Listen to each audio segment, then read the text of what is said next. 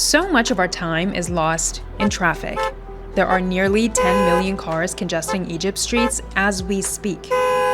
But how much does it really cost us?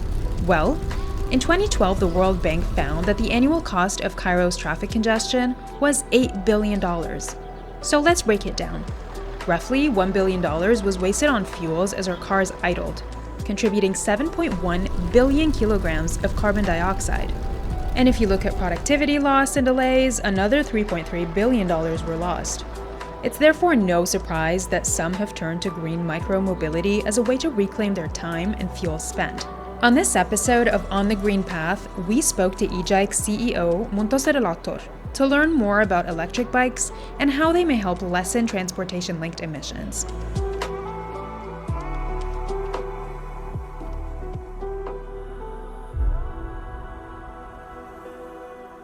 Electric bikes. What is the environmental impact and how are they slowly but surely taking over micromobility? Actually, the environmental impact is one of our main goals and objectives. All Egike team focusing on how to have a bigger impact, how to be and add value for the community and for the country. Actually, still we have a little steps, but we achieved almost a reduction of 1 ton of CO2 from our electric bikes till now, and still going and increasing.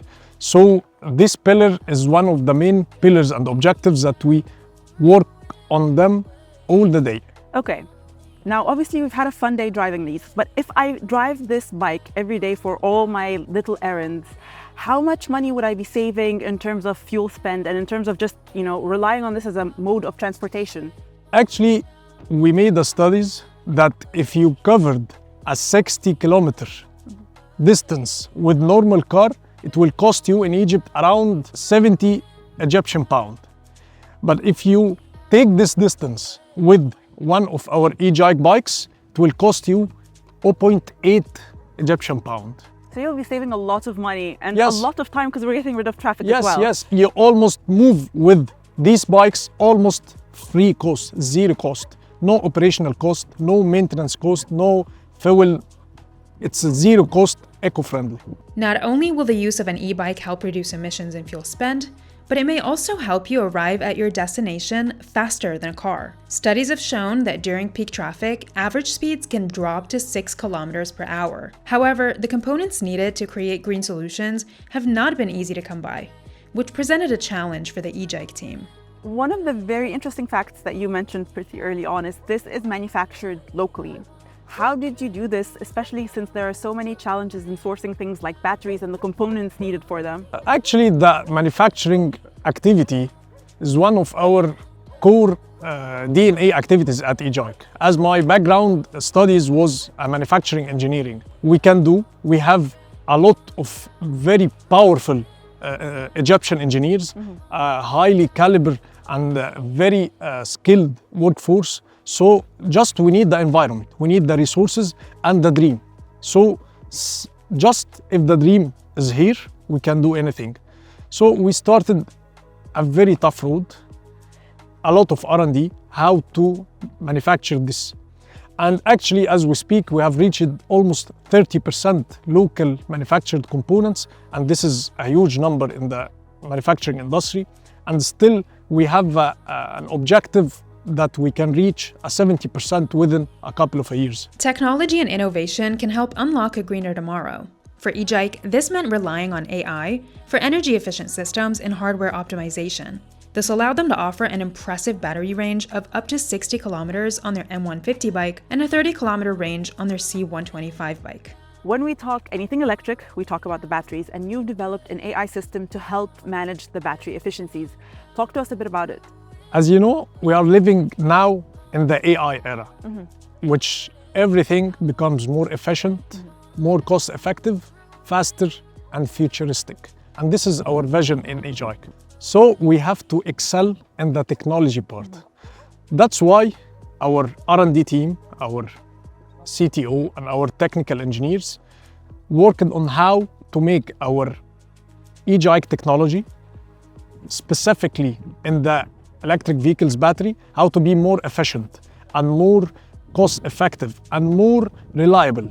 How does that work though? Like, does the AI system reside on the battery and on the bike itself? Does it gather data depending on the terrain? How does it, like, it seems like magic almost. Yes, actually, every person have a different behavior to another.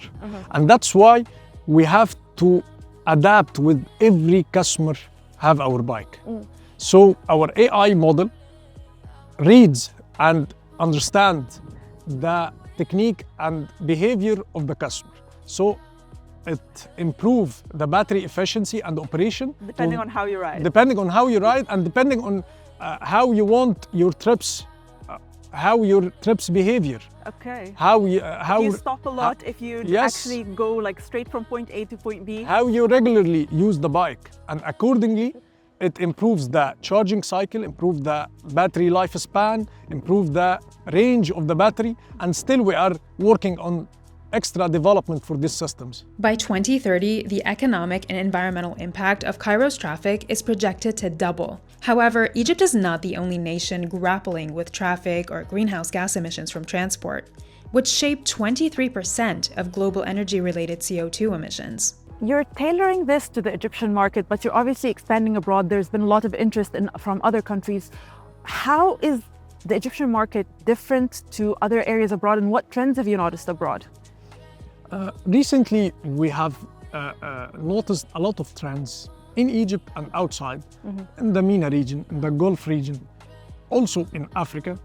Let me tell you that in Africa alone, almost 50% of the transportation depends on two wheels. Yeah.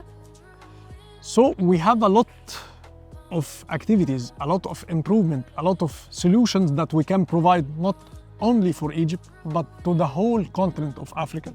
And also, we have received a lot of interest and big interest from the Gulf region that they need a smarter solutions, a better efficient mobility solutions. And that's our main activity and focus work on, how to provide all the region with an efficient product and services that can proudly be exported from Egypt. Transportation is the lifeline of our economy. Whether we're moving goods or people, the activity is nothing short of essential. Over the next few years, Egike is looking to expand its product range to offer people greener alternatives that can take them to where they need to be.